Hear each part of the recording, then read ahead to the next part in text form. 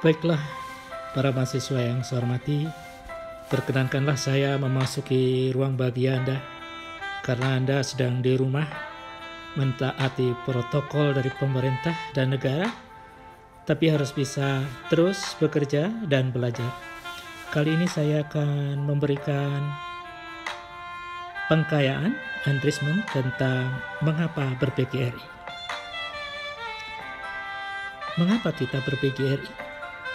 Tentu ini yang akan kita bahas karena memahami perkuliahan ke-PGRI-an harus tahu dulu. Kita ber-PGRI artinya adalah berorganisasi.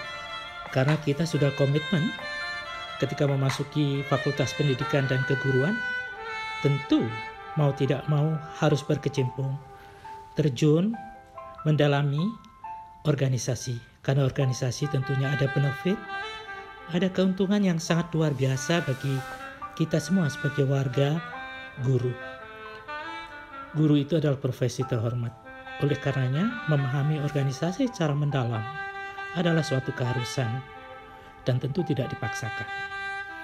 Kita ber-PGRI tidak hanya untuk berorganisasi semata, mengumpul, membangun kekompakan, tetapi di sana harus dibangun bagaimana meningkatkan keahlian kita sebagai warga bangsa yang sadar untuk mendidik putra-putra bangsa tercinta itu.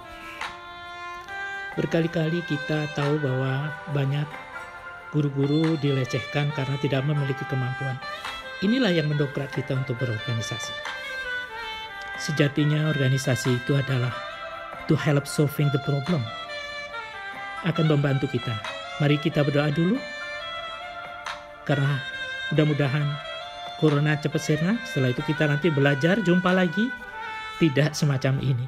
Mari kita berdoa dan mudah-mudahan semua warga yang sedang menerima duka lara ini cepat kembali semula. Dan para medis juga diberikan kekuatan untuk mengabdi. Dan jangan lupa kita ucapkan semangat pagi. Kita harus peduli, amanah, kemudian juga gigih serta inovatif dalam setiap saat. Nah, mari kita mulai untuk mengkaji bagaimana berorganisasi itu. Tadi juga dikatakan bahwa berorganisasi itu akan ada bagaimana to help, bagaimana membantu memecahkan problem.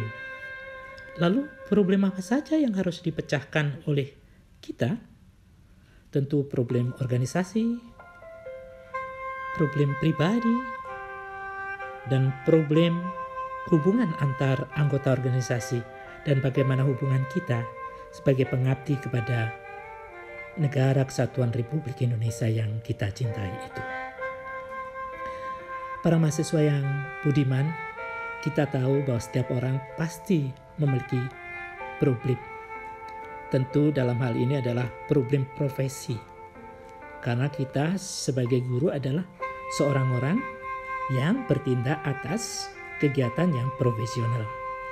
Oleh karena itu problem pasti akan hadir ketika kita dalam melakukan praktik-praktik organisasi.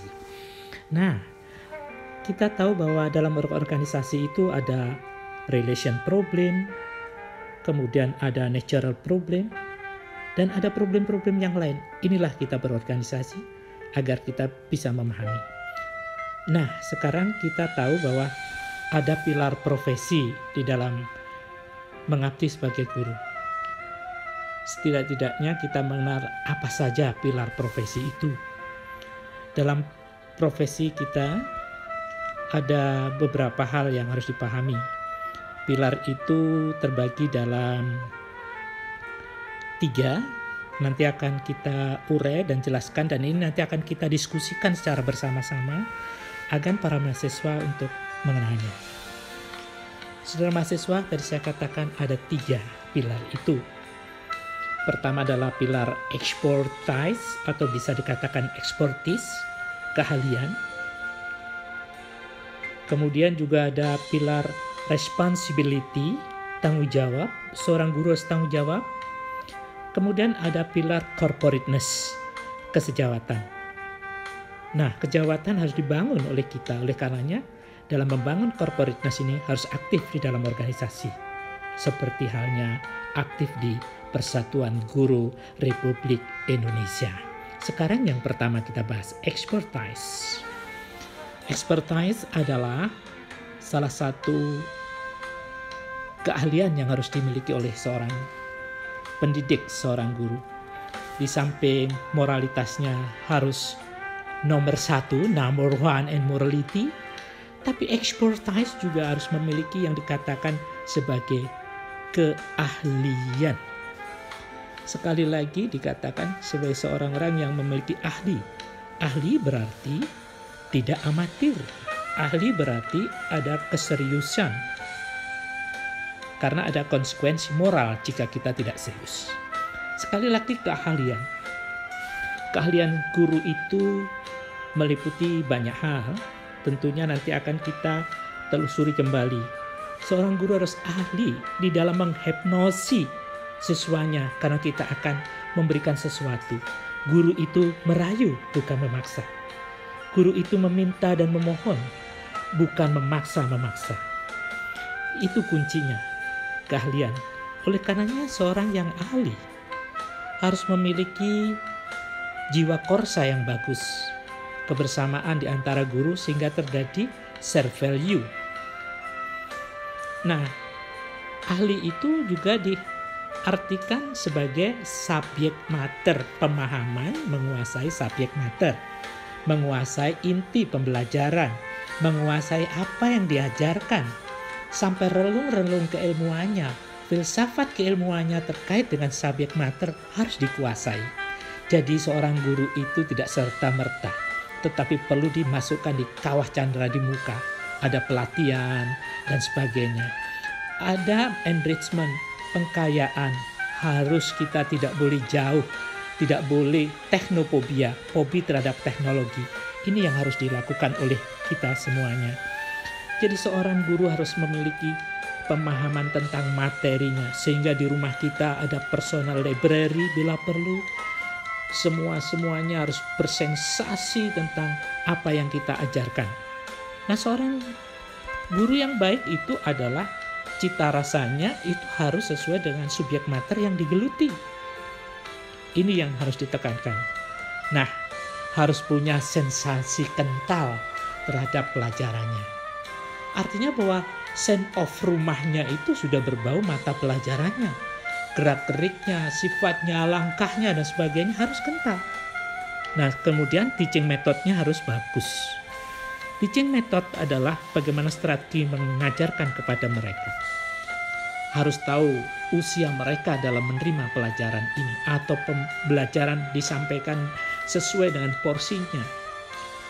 Dan seorang yang teaching methodnya bagus, dia akan sound friendly, look friendly, and feel friendly.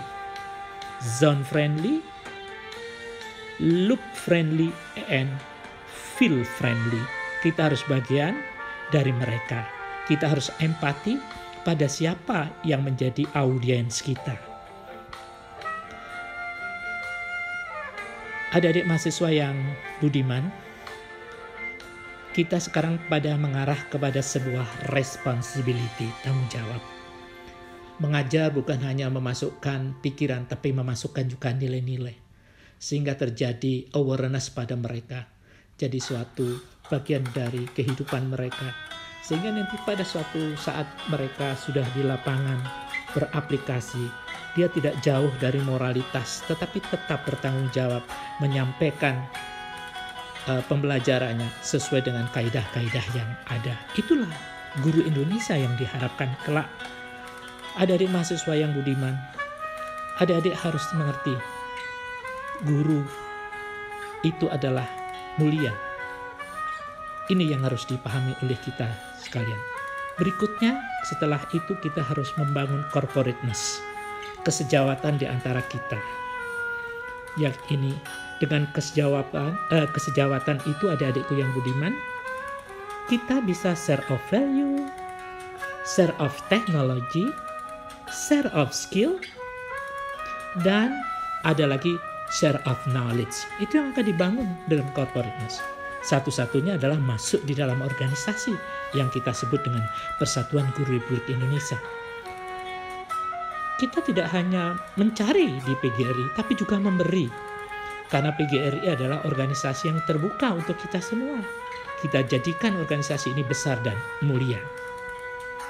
Kemudian kebersamaan itu sebetulnya adalah suatu kehebatan kita, sehingga kita mempunyai kekuatan bargaining kepada siapa saja, sehingga tidak diremehkan ketika kita mengikuti atau masuk di dalam PGRI.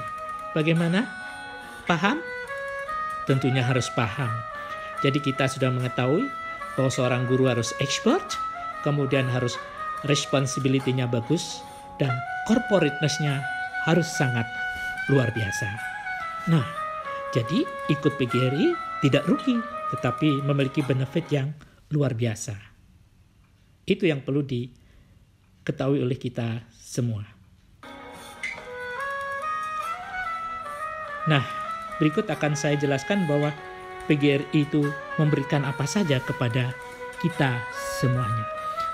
Itu adalah to prevent loneliness dan alienation. Jadi orang tidak dalam kesendirian ikut PGRI, tidak terasing, tetapi di dalam kumpulan-kumpulan itu, di dalam Persatuan Guru Republik Indonesia itu, kita banyak share of value, kita banyak mendapatkan pengetahuan, kita mampu meningkatkan wawasan, kita juga mampu untuk tukar-menukar sebuah keahlian. Ini yang menjadi kekuatan kita. Jadi PGRI itu akan menjadi kekuatan yang sangat luar biasa, khususnya terdepan di dalam mengamankan dan mengamalkan apa yang tertuang dalam pembukaan Undang-Undang Dasar 45. Kemudian adalah provide practice, status and recognition.